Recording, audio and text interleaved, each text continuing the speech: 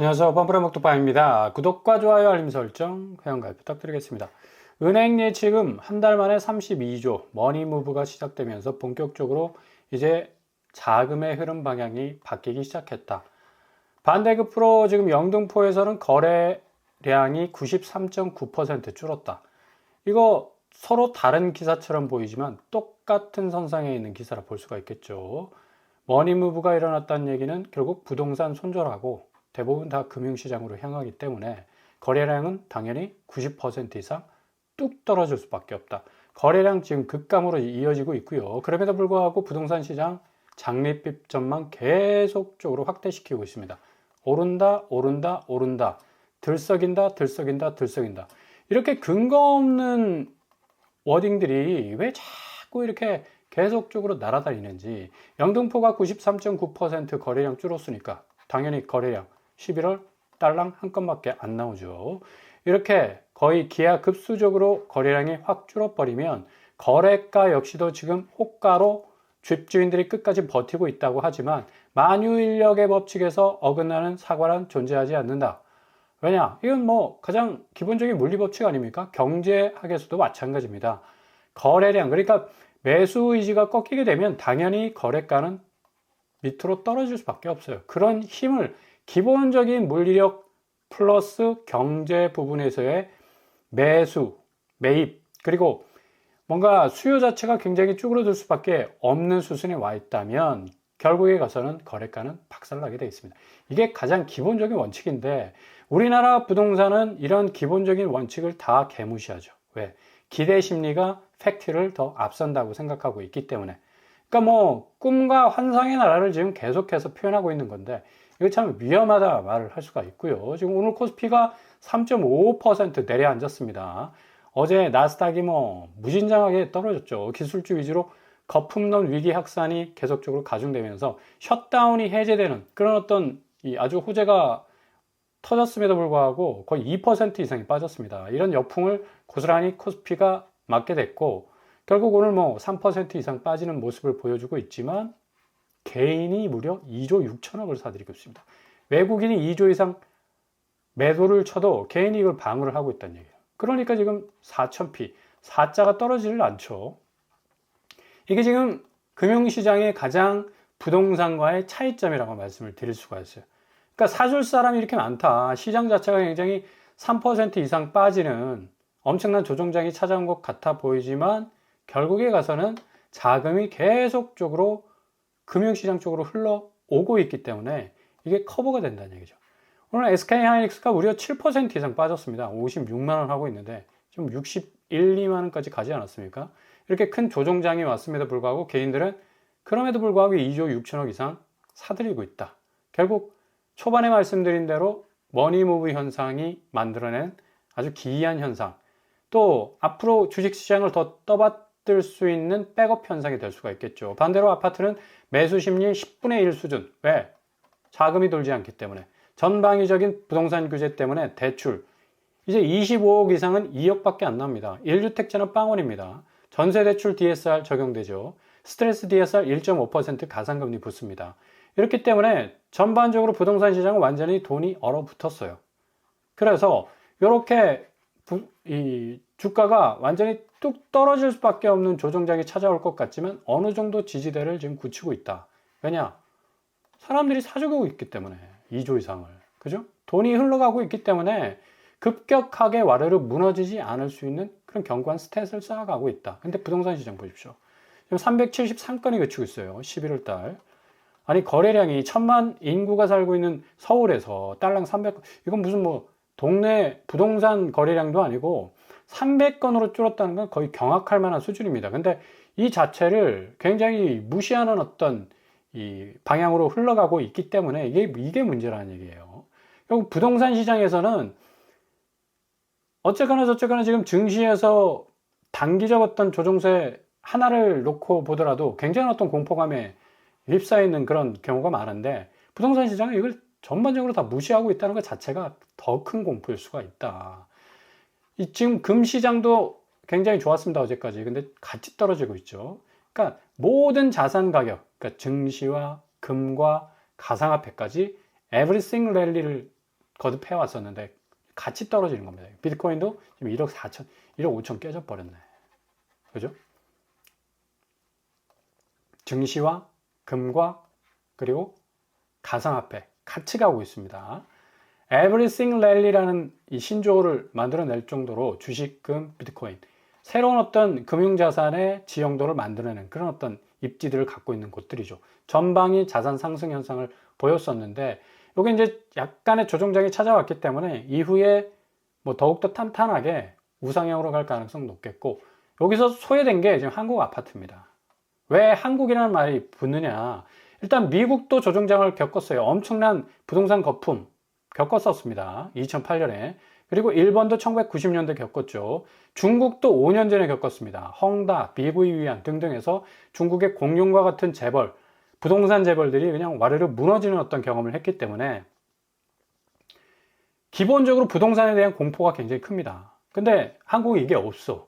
이게 없는 상태에서 지금 자금마저도 계속해서 빠져나가고 있고 모든 자산이 다 오르는데 아파트 시장이 살짝 같이 올라가는 듯한 착시 현상을 줬는데 이것 자체가 전부 다 자전거래였고 또 불법적인 편법적인 어떤 거래를 통해서 인위적으로 부동산 가격을 띄운 거 아닙니까? 시장 자체가 가격을 조정한 게 아니니까 결국에 가서는 이게 뭐 민낯이 딱 드러나는 거죠. 지금 경매물건이 2만 건 육박하고 있고요. 어마무시하게 지금 튀어나오고 있습니다.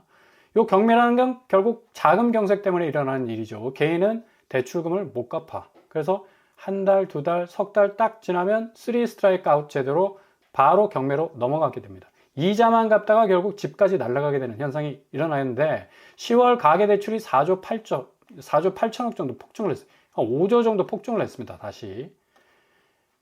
아주 단단한 규제에도 불구하고 부채가 뭐 시한폭탄처럼 뭐 째깍째깍 지금 뭐 가고 있는데 금리마저도 뭐 계속적으로 고공행진하고 있어서 이 부채 전체적으로는 1900조인데 이 1900조의 부채가 금리에 딱 물려 있다고 한번 생각을 해 보십시오. 그리고 금리는 계속 올라갈 추세야.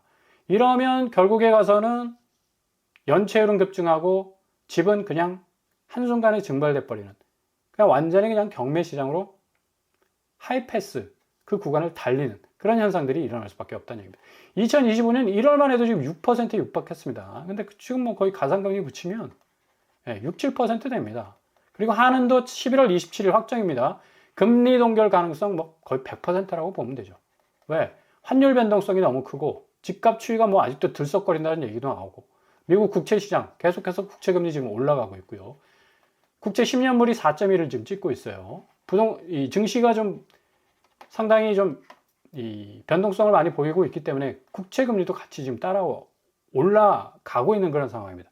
미국 10년물은 바로 주담대 금리를 직격할 수밖에 없기 때문에 이렇게 지금 금리 6%가 아니라 7%, 8%까지 올 수도 있고 결국 이렇게 5조 폭증하고 1900조에 이르는 모든 부채들, 가계부채들, 특별히 주담대는 금리에 완전히 발목이 딱 잡혀가지고 그냥 박살날 수 있을 가능성이 아주 높습니다. 부동산이. 그래서 정부에서 뭔가 부동산 부분에 있어서 특단의 조치를 취하지 않으면 안 되겠다 해서 이제 11호 대책이 나온 거죠. 전방위적인 어떤 규제가 나온 건데 지금 일본이 잃어버린 30년, 그러니까 1990년도 버블이 터졌을 당시에 가계부채가 68% 수준이었습니다. 근데 지금 우리나라는 이거 뭐 비교도 안 될 거의 101%예요. 자, 미국은 98%의 부동산 터졌고 일본은 68%에 터졌어. 중국 62%에 터졌습니다. 우리는 얼만큼 지금 올라왔을까요? 101%입니다. 자, 얘네들은 그래도 미국은 워낙에 뭐 기축통화국이니까 뭐 찍어내는 게 뭐 자산 가치 아닙니까? 예외로 두고 일본은 68%. 그래도 요 68%였기 때문에 30년간을 버텨서 지금까지 올라온 거고 중국도 역시 마찬가지입니다. 그냥 뭐 거대 기업들, 부동산 기업들이 다 무너졌어요. 청산당하고. 근데 부채가 62% 수준이었기 때문에 그래도 어느 정도 떨어내기를 하고 있는 거예요. 근데 우리나라 가계부채 101%인데 이거 어떡할 거냐고, 부동산 터지면. 도저히 이건 복구가 불가능한, 이건 30년이 아니라 100년이 지나도 회복될 수 있을까라는 물음표가 찍힐 수밖에 없는 거죠. 그래서 정부에서 굉장한 위기감을 느끼고 있기 때문에 부동산을 잡으려고 하는 겁니다. 근데 부동산을 규제 일반도로만 잡으려고 한다면 좀 풍선 효과가 일어날 수밖에 없겠죠. 공격적인 공급이 어느 때보다도 필요하다. 예, 이게 좀 양날개를 달아야지 뭔가 시장에 좀 확실한 효과가 올 수 있을 텐데요. 아무튼 간에 지금 일본도 오늘 뭐 니케이가 어마무시하게 좀 떨어져서 또 뭐 역회전 가는 거 아니냐. 지금 5만 선으로 훅 내려앉았죠. 5만 1000에서 5만 2000까지 가다가 뚝 떨어지니까. 얘네들은 이런 공포가 기본적으로 깔려 있습니다. 1990년도 버블을 경험했기 때문에 이 금융시장에서 약간의 조정기가 와도 굉장히 몸을 움츠리죠. 미국도 마찬가지. 나스닥 2% 이상 하락한 이유도 혹시 이렇게 뚝 떨어지는 이유는 결국 거품론. 지금까지 AI가 어마무시하게 이 증시를 끌어올리지 않았습니까? 근데 이거 부동산 2008년도에 거품을 경험한 이후에 야 이거 똑같이 거품론 때문에 이거 자산시장 금융시장 날아가는 거 아니냐라는 공포감을 가지고 있기 때문에 지금 그래서 이렇게 떨어지고 있는 겁니다. 일시적 조정장이라고 할 수가 있겠죠. 미국과 일본은 일단 부동산 거품 경험이 있어요. 기본적으로 공포가 깔려 있어. 그래서 상승 브레이크를 늘 걸고 있는데 한국은 공포가 없습니다. 기본적으로. 증시에는 뭐 기가 막히게 반응을 하면서도 이상하게 부동산에만 발을 딱 디디면 사람들이 겁대가리를 상실해 버립니다. 그러니까 못 먹어도 곱니다. 결국 골로 가는 고가 될 수밖에 없는 거고. 이렇게 되면 결국에 가서 지금 11호 대책, 조정, 투기과열, 그리고 토지거래 허가 서울 25개구, 경기도 12개 지역 딱 세팅을 해놨어도 그래도 들썩거린대. 그러니까 이게 정신을 못 차린 겁니다. 그래도 오른다는 얘기예요. 아니 실질적으로 요금을 예금이 지금 거의 50조 차이 나지 않습니까?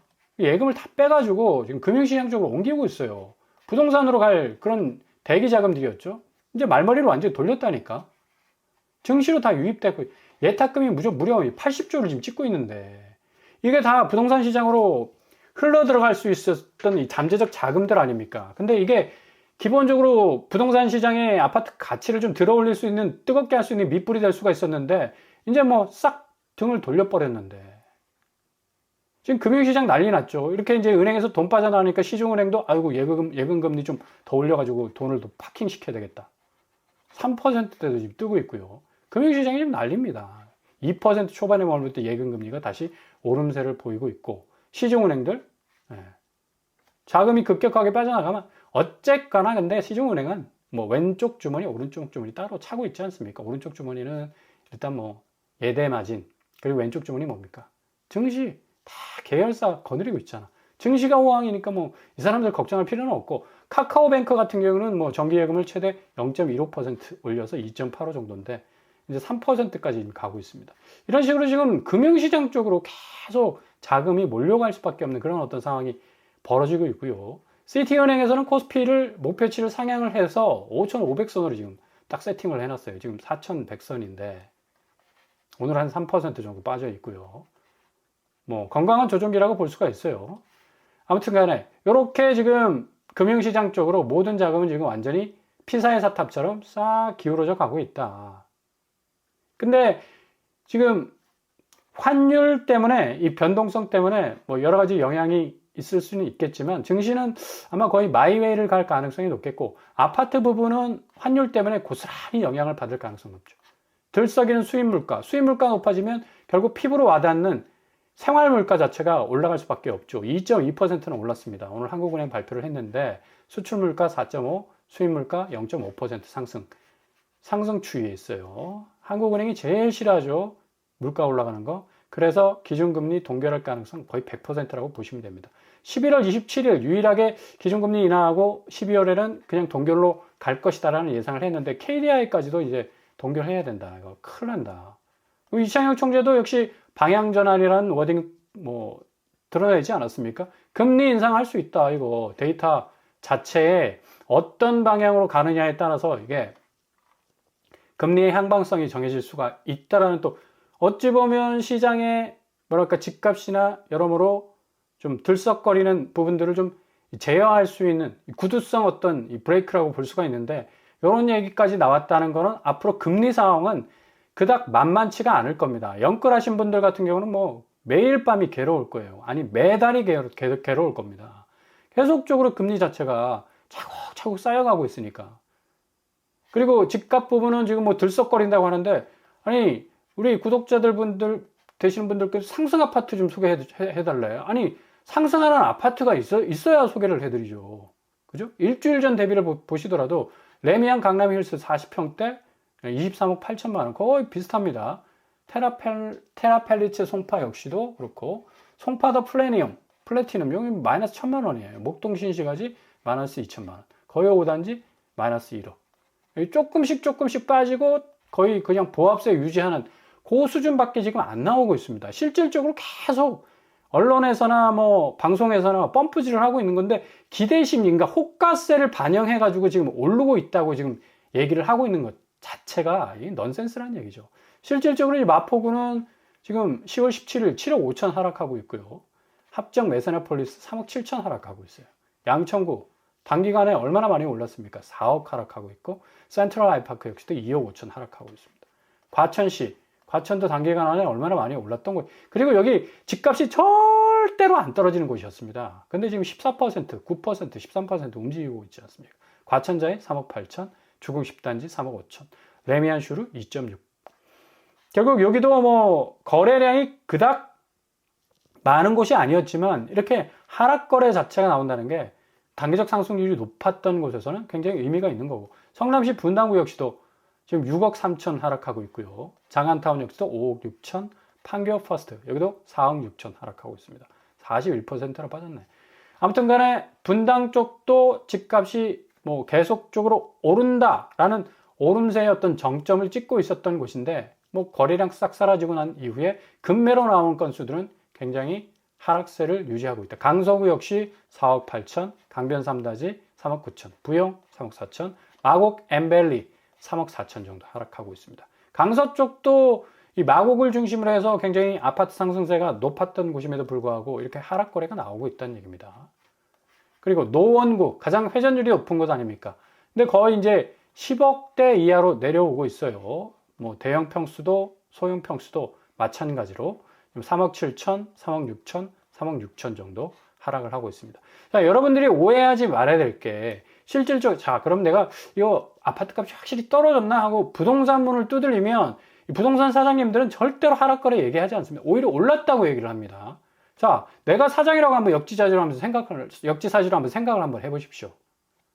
집주인이 올려놓은 그 집값 그대로 얘기를 해줘야 될 거 아닙니까?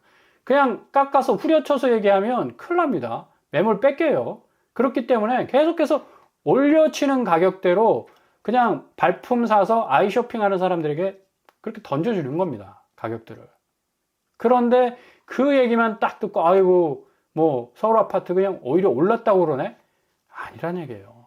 그러니까 정확한 건 급매로 나오는 가격들의 이 기록지, 이게 중요하다는 얘기예요.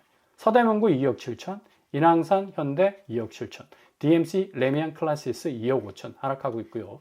동대문구 전농동 역시도 동아 3억 5천, 삼익 2억 5천, 한신 2억 3천. 그러니까 계속적으로 이렇게 뭔가 급하게 팔려고 하는 주인들 입장에서는 가격 단가를 좀 후려쳐야지. 그래야 뭐 매수자가 좀 와가지고 무는 그런 어떤 형국이 되는데, 아니 뭐 집주인들이 호가 계속 아니 높이라고 그러세요. 그냥 뭐 10년, 20년 계속 높이라고 그래. 누가 뭐 사줄 사람이 있나?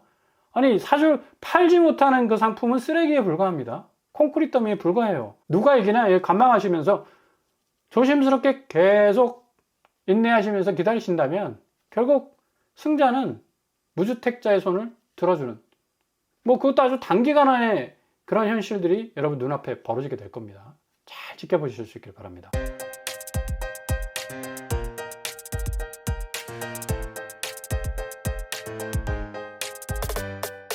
오늘의 부동산 캐릭터처 11월 27일 한국은행이 기준금리 동결 100% 가능성을 뭐 말을 할 수가 있고요. 그 정도로 지금 환율 변동성이 크고 집값도 상당히 뭐 호가세가 좀 양보를 해야 되는데 뭐 추워도 뭐 양보할 생각이 없으니까 양보하지 말라고 그러세요. 어떤 일이 벌어지는지.